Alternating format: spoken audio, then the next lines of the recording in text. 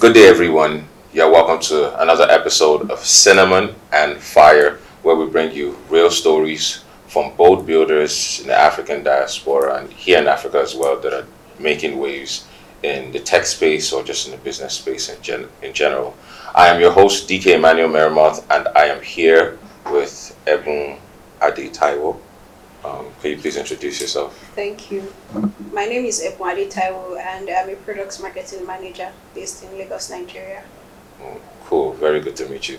So we are going to have to try and make this as conversational as possible and as relaxed as possible. So I think the first question I'll start with is when was your aha or your moment, like, okay, this is what I'm supposed to be doing, or there's nothing better for me to do than this? Like, when would you say that moment was? Okay. So when people ask me this question of how I got started with products marketing manager, I don't like to remove my social media management experience. Wow. So I started as a social media manager, and I did that for like 5 years before I thought, okay, I think it's time for me to move on to something else. And that moment came when every time when other team members came to me, they're usually from technical teams, asking questions on how we can communicate our products, our features, how we can make people use these things the way we want them to, use them. And usually I would have the answer, despite the fact that I was a social media manager. And then I thought about it, okay, why don't I take this as, a step further by being an expert in this field where, I bridge the gap between technical teams and the marketing and communication team. And that was how I started. Okay, so that's really interesting. Would you say, what are the similarities with like social media management, like product? Like, do you think the social media management kind of prepared you for when you transitioned into? Absolutely. Or do you think they are not? Absolutely. You can't. While they are different, they still work hand in hand. Okay. And sometimes it depends on the industry or the kind of product you're trying to sell to people or you're trying to make people adopt. So for instance, with social media management, you're thinking, how do I get people to take a particular action through talking to them on social media? Okay. While product marketing management is, how do I make people take a particular action with a particular product, and which areas can I go into in order to reach these people? And social media can be one of those channels. So you can't take one out of the other. A product might need social media, it might need email, it might need a blog, it might need influencers, it might need a community, depending on where you can find your audience. Right. If social media is part of it, you definitely can't remove the impact of social media from how effective your product marketing strategy is going to work. That's actually very interesting. So, is there a particular campaign that you have built that made you really fall in love with what you do?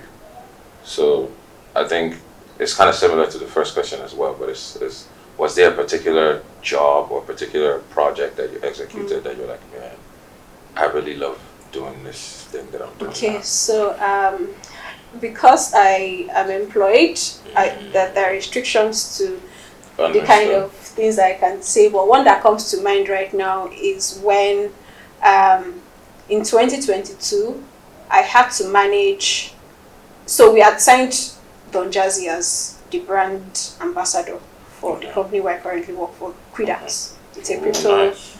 Cool. it's an exchange, a crypto exchange. Okay. And I was relatively new to crypto at that time, and we just got a brand ambassador, that's Don Jazzy. And coincidentally, during that period, we also sponsored Big Brother Niger. So Nice. I had this huge responsibility of making the brand lovable on social media and also engaging the community on Twitter. And sometimes the fans of Big Brother Niger are very interesting people. So it was interesting in a good way and somewhat so I tried not to cross the line between toxicity and being professional. We are sponsoring this thing. We want to convert some of the audience to use the brand, and we are trying to speak the language that they understand while still being professional, while not crossing the line of using abusive language or trying to strike a balance between not taking sides with a fan base. It's like a cult, it's like a religion when you are supportive of a fan base and whatnot. So it was interesting for me at that time because I just left a law firm as the communications manager to focus on social media at Predax at that time. And I had to come out of that serious personality, professional. I had to strike a balance, between engagement and trying to drive traffic from that show to the product, and also to engage with us on social media. So it was really interesting to, strike that balance between very important KPIs. So would you say that, like, if you were to connect the law work, for instance, to the other stuff that you did after, would you say it's better to be formal in your role as a product manager, or would you think it is better to be a little bit more social? So I would say my personality has helped me come very far. I am this person that can mold myself into a character that a particular audience will find lovable. So if I need to be professional, I can do that. In writing, in speaking, and it doesn't even have to be me who has to execute that communication at that time. I could just create a strategy and say, this is the right person for this. This is the right person for this. But knowing that different personalities work for different situations. In law, for instance, in Nigeria, you cannot advertise. You cannot solicit for clients. Right. You can't use influencers. You can't call IT to say, come and say something about our law firm. Right. You cannot do that because it's against the ethics of the practice. Right. So you have to look for creative ways while still being professional. So you're thinking sponsorships, event management, you're thinking stakeholder management. And that experience comes into play as a product marketing manager, where say we want to engage some of our top level traders. What kind of avenue can we use? You can't, somebody who is trading a lot of money, there are certain things that they might see as a waste of time that somebody else might not see as a waste of time. Like, this brand wants to engage with me, and they'll happily accept to. But coming from law to communications manager at a law firm to being a product marketing manager in a product-led company, the experience from there, trying to be professional as much as possible. So I won't say one is better than the other. It just depends on the kind of industry and the kind of products that you're trying to push out at time. Okay, so cool. So what would you say are some of the assumptions that somebody that's on the outside looking in the tech space, like what are some of the assumptions that you have found kind of regular that people have that is actually not true? We have money. Whoa. We have money. That's an assumption. People feel like, when you work in tech, there's money. Billions. You're a baller. But while there's value in providing value, which is the money part, it's still a lot of work. It is. The money that you think people are making, it's not easy money. You have to late nights. You have to be a people person. You're working with different teams. You're working with engineering. You're working with product management team. You're working with the finance team. Right. And they also have important things that they're doing. So that is one assumption that people have, that we are making easy money in tech. And you even see on Twitter say, come to tech, as if it's bread and beans. It's not easy. Like every industry has its own difficulties. Another assumption with marketing in tech is, marketing spends too much money on campaigns, while some might say it's a waste of money. I would say it's not, because marketing is not a one-off thing, and it costs money to do all of these things. You want to reach millions of people, and by the time you reach the millions of people, they're not going to make up their mind at that time. Before you bought this phone, for instance, you probably have seen it with someone talked about it, but you did not make up your mind at that instant that this is the phone I want to buy. You just took maybe one last thing that you saw, like, okay, I'm going to get this phone. So you think about something, you probably have to see a sponsored ad, probably have to hear your favorite creator, your favorite influencer talk about it, and somebody mentions it, and maybe you open Instagram, you're seeing that same thing. That is marketing. And it's not cheap. It costs a lot of money, and this money don't go down the drain. You might not see the results instantly, but with time, the ROI comes, and at the end of the day, you realize that it wasn't a waste of money after all. So a misconception is, oh, these people are spending too much money on marketing campaigns, they're spending too much. And you even hear these things from people that are not marketing professionals. Like, you are basing your judgment on what you are just seeing. You don't know what thought has gone into this. So people just assume that these people have so much money to spend, and then they're wasting it. So people think tech is money ritual, and some people think marketing. An assumption is marketing spends too much money in carrying out the activities. And I'd say those assumptions are very wrong. Okay. I'm trying to remember exactly where I was yesterday, and it wasn't a corporate setting. And I heard like one dude that was at the door. It was like, yeah, but like say I go enter tech now. So I just looked at him, I'm like, as a founder, what? I don't know, but the guy was the one opening the door at the supermarket that I went to. He's like, bro, it's blessing out tech, we go enter next. So I just look at myself, okay, nice one. Okay, so have you ever worked on a project that you were like, this thing I don't think is gonna work? Like something that everything just looked like it's going to mess up, but it still turned out like to be a good win. Have you ever experienced something like that before? So in the industry where I work right now, crypto, we've had a lot of difficulties, especially with the government, policymakers, back and forth. And then at the point of launching a particular feature, we'll just see a circular from CBN about something, and then everybody's like, what the hell is going on again?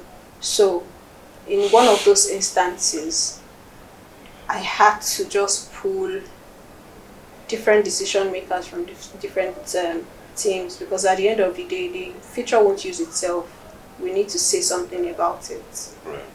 So how that was overcome was, how do we get a person-to-person mode of communication with these people, where we don't necessarily have to do a broadcast, right? So what we did was talk to retention managers, customer support. What avenues can we reach out? That is compliance. What avenues can we reach out to? Can we use in reaching out to these people? And then we had to just figure out something with the input of legal and compliance, because most times we can't do things without passing through these things, because we don't want a situation where we have to pay a fine or cause legal issues. So spoke to important stakeholders within the company and found a way to interact with our users person to person without breaking the law. And that was how we're able to run that.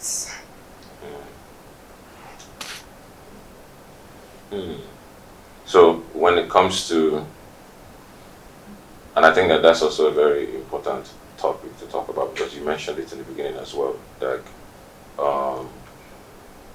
playing your role. So like you might be in a particular team, but anything that you do still a lot of the times has to bounce off so many other different.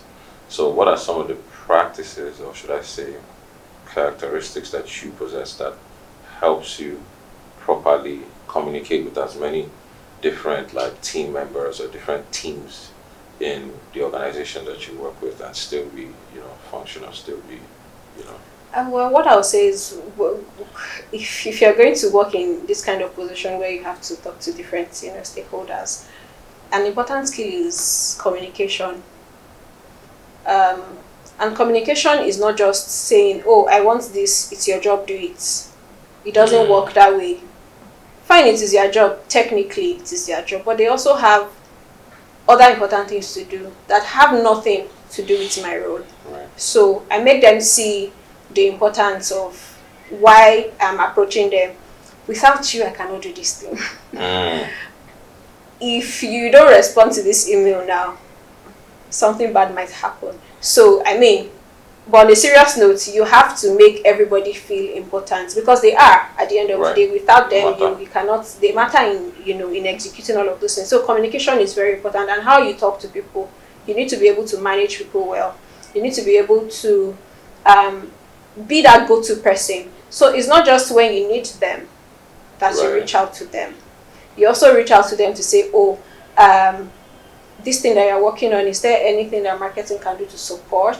Do you need more information? Do you need more context that in my capacity I can provide for you? And if I can't, maybe I know someone who can, assist you." So communication, and a sub form of that is also communicating that you also want to help them. Apart from communicating your needs, also come to them to say, "Okay, how can I help Right. you?" Another important skill is time management because things move very, very fast. You need to be able to prioritize things accordingly. Personally, I'm a notes app stan. I use my notes app for everything. So I keep notes and prioritize accordingly. If something needs to be moved around, I let every relevant party know as soon as possible. So time management, communication skills, and also money management. Mm, Like I said earlier, people think marketing is all about just spending money. Sometimes you have to think about the business. The business wants to make money, so you think of, okay, this thing costs $100,000. How can I bring it down to achieve the same results? What tools can I use instead of this thing that costs so much? Who can I talk to bring down the cost so we don't have to spend a lot on a particular thing? So you have to be able to communicate your needs well, also be able to provide value to other teams, time management, and also money management. Communication, time management, money management. Okay. So is there this is kind of related to is there a skill or hobby or passion that you have that is not related to your work that you feel sometimes assist you with like tasks that you have in the workspace? I love to eat and make eba. So how does that help you? So, do you eat I eba? like this. Like it's been a while though, but yes, I do. After this session, please. I should eat do. eba. There's something White about or eba. yellow? White. The white one. The white one with With okra soup. soup. Yeah, I'm And an then- Igbo man, so I don't know. You have to find a right person to make it for you. Yeah, okay. I love to go out to eat, and Okay. one of the things I like to eat is eba. I also like to Sorry, hold on travel. a second. I Hold on love 1 second. You like to go out yes to eat eba? yes. If I can't make it myself, Wow, it's honestly. a And it's lot okra specific. okra, or if I'm going to have ewedu, it has to be amala because amala and ewedu they go White very curry well. and amala. I don't think it. White curry and they will do. Nah, white garri and egusi, they go very well. Yeah. Yeah, and or maybe vegetable. Okay. Yeah. I'm still trying to understand how that helps you with your work. Because when you eat good food, Oh, like God. you feel better about things. I mean, the world could be crumbling. My KPIs might be on maybe 0.5% to 100% of the targets, and I eat and everything just feels good again. I start thinking, how can I make this thing move from 0% to 100% after eating, and everything goes very well again. So I also like to watch movies. I love TV shows. I love fashion as well. So I go on YouTube, watch fashion shows, and I love traveling. I like to see how things work in other places that I can use within, my role. And apart from traveling for that, I love to travel to just Relax. experience Yeah. sight and relax. Okay, so this is also something that I find, because obviously any space that you're trying to get into has like set rules and like principles and things like that.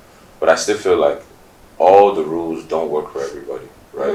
You have to find the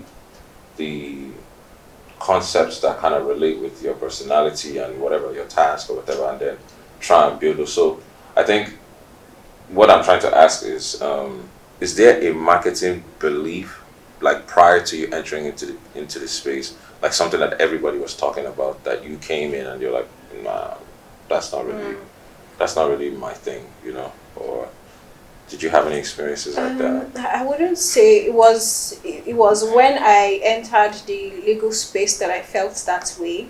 Okay. Where you have to be serious, you have to be very formal. But a principle that has always worked for me across every industry that I've worked in is it human? Whatever it is that you're doing, is it human? Do you have empathy? If an average person picks up this material or they click play to watch this video, does it speak to them? Does it sound like you're talking to a robot or you're actually talking to a friend?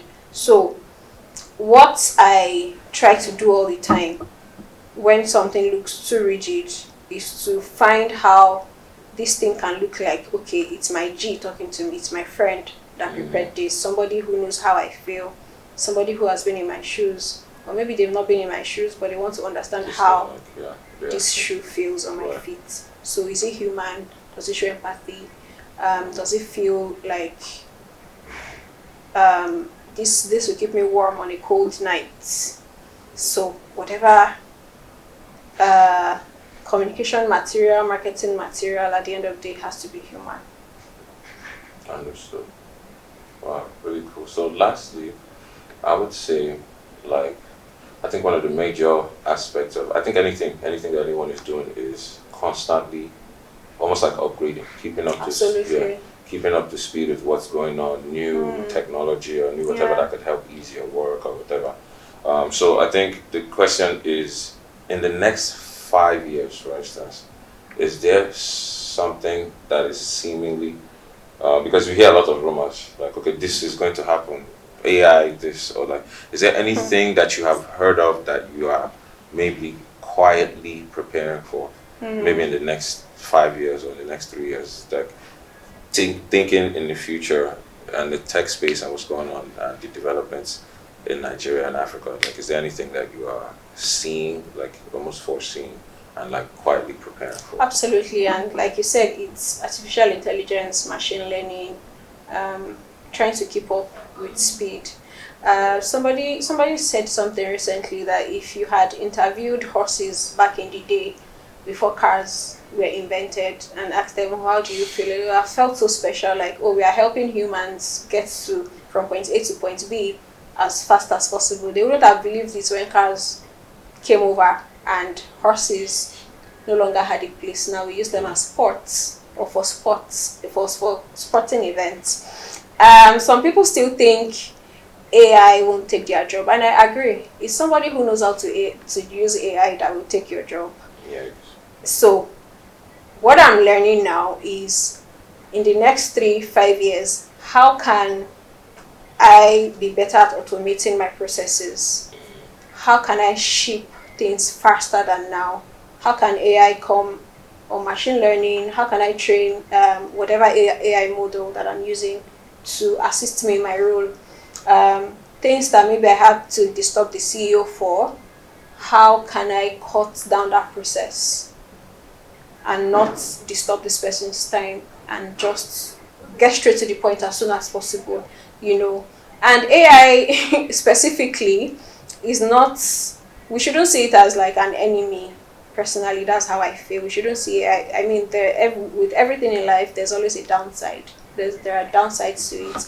Just see it as you are living in an experiment, because you've never experienced this in a long time. So how can you be part of this? And I'm putting myself in that position. How can I adapt to the coming trends. AI is coming, machine learning is making things better. How can it help me, especially with automation? Because at the end of the day, the AI won't use itself. Right. It's someone who knows how to do great prompts. And prompt engineering is, it's something that is beginning to look like people should learn more about how to give whatever AI that you're using the right prompt to get you the best result. So yeah, in the next 3-5 years, I'm looking for how to make AI make my work better, because the AI won't use itself. It needs people to operate it. Okay. That's very good. So, you guys, we learned a couple of things today. I'm trying to do a quick recap. I remember the 3 things. I remember communication. I remember time management. I remember money management. I remember you talking about being able to relate with as many different people as possible and how that helped you. Tech people, you people have a lot of money. Marketing, people usually think that they're spending a whole lot of money. Yeah. Or in fact, we need more money. Exactly.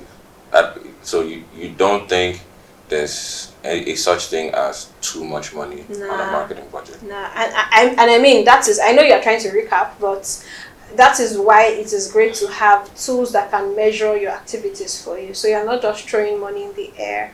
Some people would use tools like customer.io, some people use apps flyer. Just even if it's social media, you have in-app analytics tools that can show you, okay, you did this ad, how many people were you able to reach?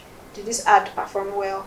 Did people click on it? So looking at those measurements and evaluating the next steps will help you look at where the money is going to.